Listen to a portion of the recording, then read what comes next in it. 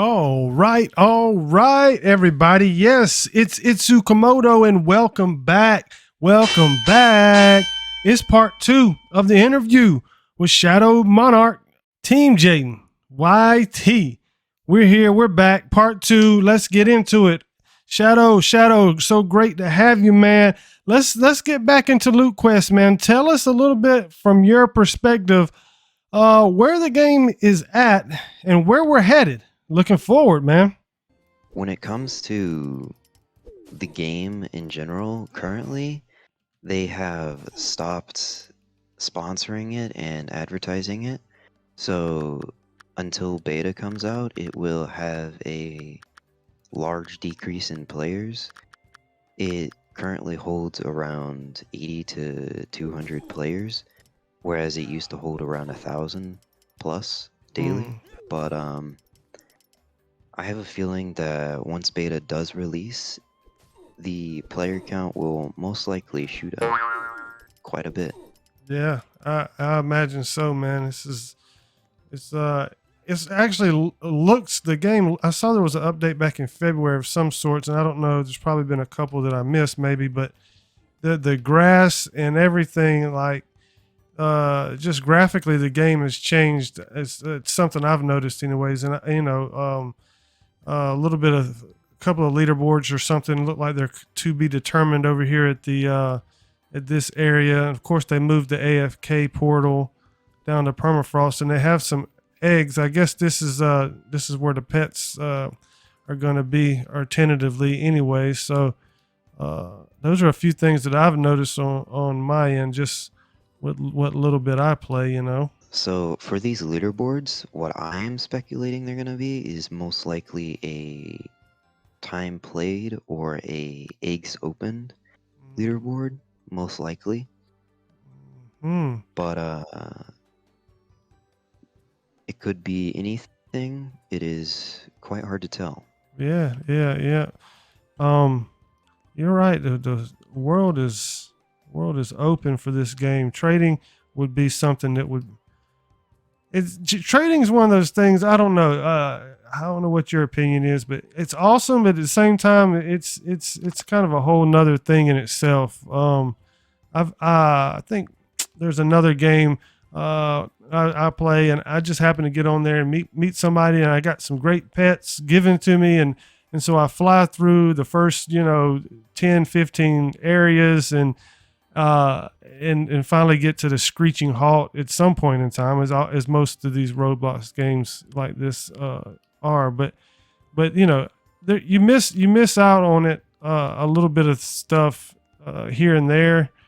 If you get graced with too much too early, I think. But I don't know what the greater opinion is. The best part about this game that I really loved when I started to play it was, one, the mechanics and how much fun it is. Two, that it's not very pay to win, like at all, and that there wasn't really any trading or a way that you would be able to pretty much skip most of the gameplay by getting something super overpowered.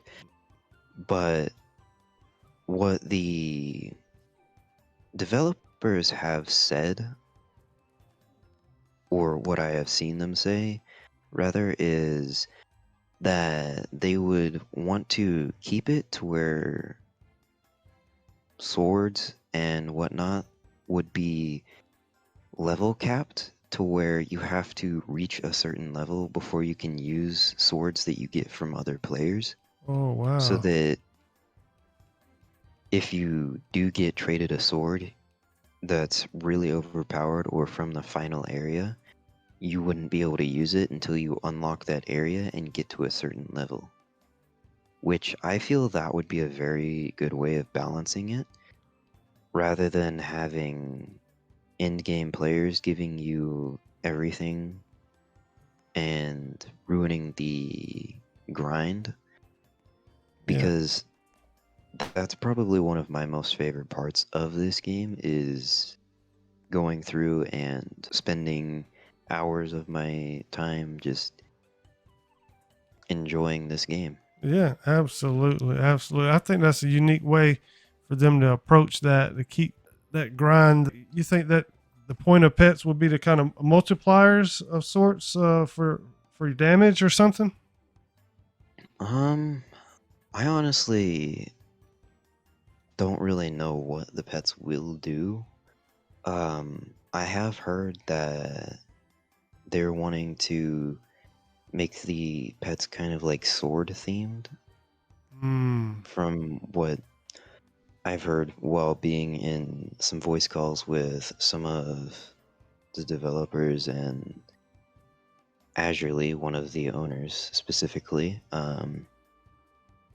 He said that a while back, he said that he was wanting to make a sword themed pet, which I feel would be really cool and it would like float behind you. If I had to guess, the pets would probably be more towards gem and coin multipliers, and maybe some would give you like diamond multipliers, maybe. Mm-hmm. It's hard to say, but currently the only way that you're able to get diamonds is by either buying them using codes or um, going into the AFK chamber. That's right. Yeah. I got these. Oh, yeah, that was something too. I don't know where I got these. I must have put some codes in. The welcome code maybe is probably about the only one I think I knew, but um these boosts that I have, should I be using those up in the near term, or you think those are going to roll over? The boosts Yeah. will most likely get reset Mm, because the only things that are gonna be getting kept is Robux purchases, secrets and event swords and special swords and whatnot, and then diamond purchases. If you spend any Robux on diamonds and whatnot, then the diamonds that you purchased in the alpha will be given back to you in the beta and you'll be able to use them again. gotcha. So, and you may have mentioned this, but your the levels, like I realize you may get like a title for certain levels, but your levels are getting wiped, right? Even yours.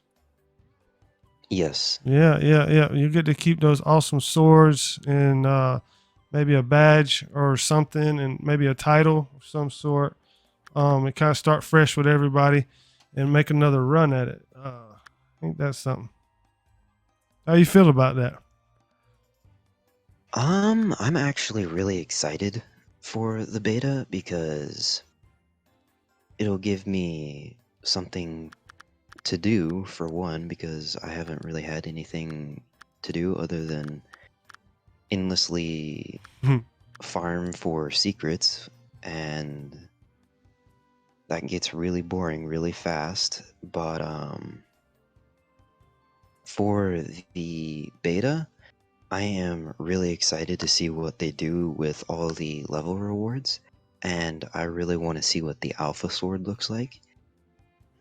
And then I also want to see all the new areas because I know Azurely went through and he asked people to send him like map suggestions. So I want to see if any players' map ideas were added in, and if so, what they are. I even suggested a map, and I am curious to know if he decided to use my map. Wow, now that's cool. Let's yeah, I'd be remiss, man, if we didn't take a little bit of time. Let's make a run, man. Let's go through some of these levels. Sure.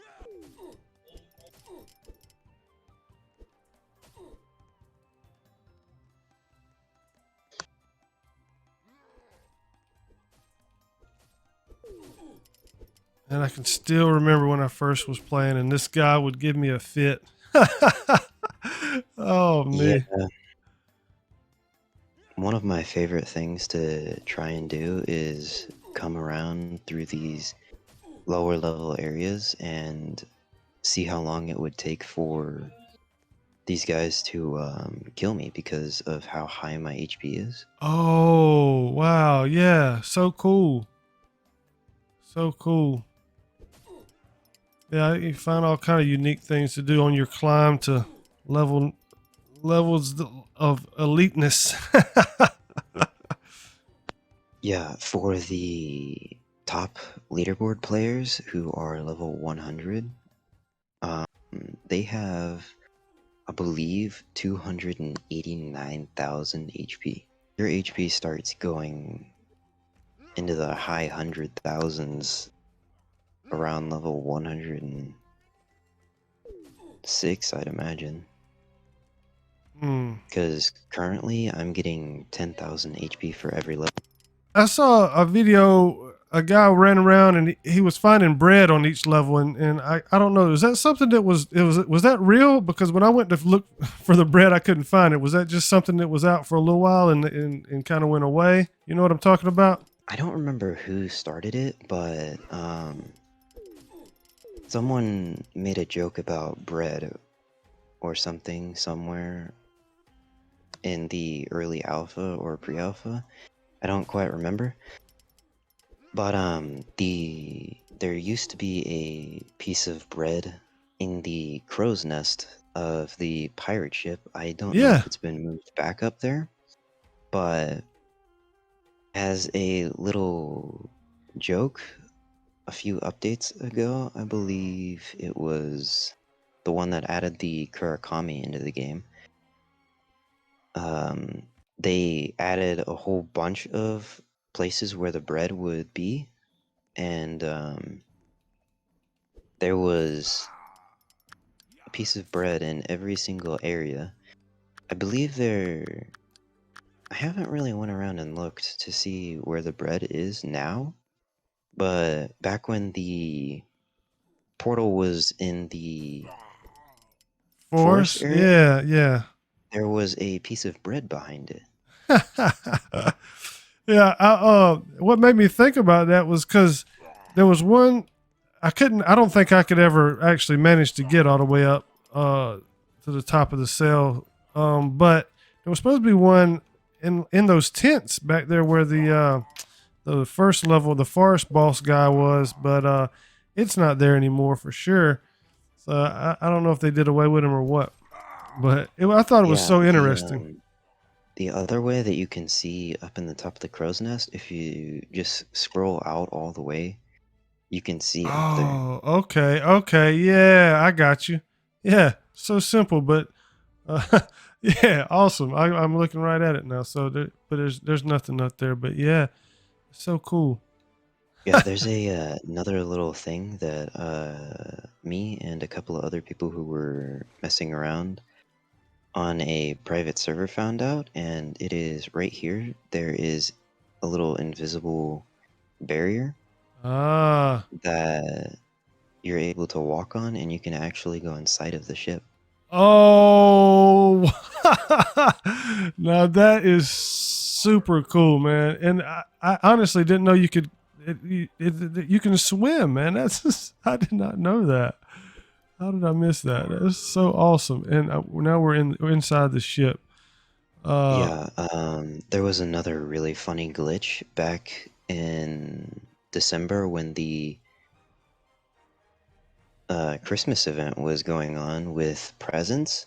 You were able to actually glitch inside of the big presents, mm, and you could pretty much glitch your hitbox to where you can fling yourself outside of the map, or a really, really overpowered glitch that you were able to do was it would absolutely destroy your hitbox to where if you even tapped an enemy, it would fly clear across the map. oh my goodness. That's But super cool. me and a few of the people who were messing around with that glitch managed to get outside of the map borders, and someone actually managed to completely remove his hitbox and be able to no clip through everything, which was absolutely hilarious. But the outside of the map, there is actually 2 other pirate ships out there. Oh, wow. There is also if you remember during the Christmas event, where the egg things are currently, there used to be Oh, that Christmas rain thing. yeah. I vaguely remember. So yeah, there was something else over there. I can't exactly remember it, but yeah. If you can manage to get outside of the map and you go off the side of the map, you will actually not fall into the void. You will do weird glitching, teleporting you back up to the surface. But if you do that, you're able to see underneath of the map, and that Christmas rain thing is underneath of the map currently, like underneath of where the spawn is. So that's another neat little thing that you can find out by glitching the game. Yeah, yeah, absolutely, man. That's so cool. Oh goodness, we're getting on. I gotta change my sword. I'm gonna be teleporting back and forth this whole time. Let's forget. Let's see here. The Inferno. It's getting too OP for me, man. I gotta level down some, simmer down over here. What's the demonic hell flame will be just fine. I can figure out Yeah, here. you are quite lucky to have gotten that godly inferno from just going around and casually killing the archdemons, because I've spent hours farming the archdemons, and the best thing I've gotten from them was an evolved inferno. Evolved one. Yeah, yeah. Man, oh man. Gotten have you been I'm about don't die. Whew. I got a lost sword. That's cool. I'll talk my way talk my way to death. Yes. Yes, yes. Have you been fortunate enough to be able to fuse some secret swords and stuff? Or is it are they Um, you are currently not able to fuse the secret swords. If you click on one and you look underneath of the equip button, Oh, it can't. says Yeah, can't fuse. yeah, yeah, yeah. Okay, okay. Well, that is that going to open up later? I thought that was how you got the Titanics and leveled up those Titanics and stuff like that. Is that future stuff though, or what? Um, Currently, I have not heard anything about the ability to be able to fuse secrets, but in the future, if that is added, I will definitely be down for that. But the biggest reason why I think that it won't be added is because of serial numbers. Hmm. Because whenever you get a secret sword, it has a custom serial number for it, which if you were to do fusing, it would most likely not have a serial number. Yeah, yeah. I get you. It makes a lot of sense. What about elemental damage, man? I know that's kind of a lot to ask, but wow, what if this lava hurt you? What if you needed some certain boots to walk on the frost and things like that? Well, wouldn't that add something to the game?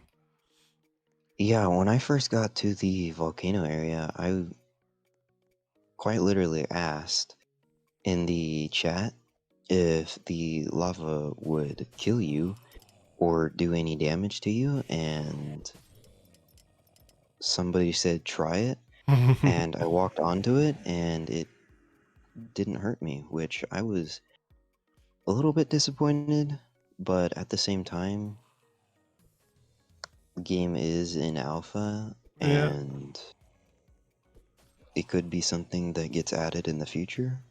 could be. That could be really cool. I think and the thing of it is too, the tough part is everybody can come up with good ideas, but then making the best decision on what good ideas should be implemented and which ones should kind of stay away from. Because, some games out there, they just kind of have a little too much going on as well. And I'm sure they don't want to go for that. I mean, part of what you're saying about the game that you enjoyed so much is the simplicity of the grind and things like that. So hopefully they hear from people like you who spend a whole lot of time in the game and kind of understand what makes this game great. The developers, which I really love about them, is they don't want to make the game super pay to win. Yeah, that's a big deal. Helps people like me because I do my best to not pay anything. That's just kind of part of my thing. It's like showing others how to have fun and play and experience these games if they don't happen to have the fortune of being able to spend money on it, because these games bring a lot of enjoyment to a lot of people in different real world positions and places. So that's extremely valuable that we can all come together on these games. And I'm getting waxed, man. This new sword is not doing much, but yeah, that we can all kind of come together on some equal footing of sorts. It's kind of cool. The biggest thing for me whenever I am deciding if I want to spend Robux on a game is whether or not I like the game, for one. Two is if I will decide to play the game more after I spend the Robux, and if the community is good enough and the developers deserve Yeah. the Robux. Because with a game like this, the developers really don't want to make it pay to win, so that automatically for me is already something that I feel is worthy for me to donate and give them as much as I can offer. That makes a lot of sense. I'd like to say there's two sides to the coin, but I think in this case, there's several sides to the coin as far as who contributes to the success of the games. And I think your take is pretty awesome, man, to look at giving back to the creators who spend their energy, their effort, their time to make good products. I think it's a wonderful thing. And I hope I get to a place where, I can, maybe what I'm doing with the channel itself contributes to the success of developers and things of that nature. Right now, I don't really know what's happening, but I'm enjoying the games and I'm trying my best to play my part and encourage others to get out there and have a good time. So, hey, man, thank you so much for your insight, man, and also for joining with me today.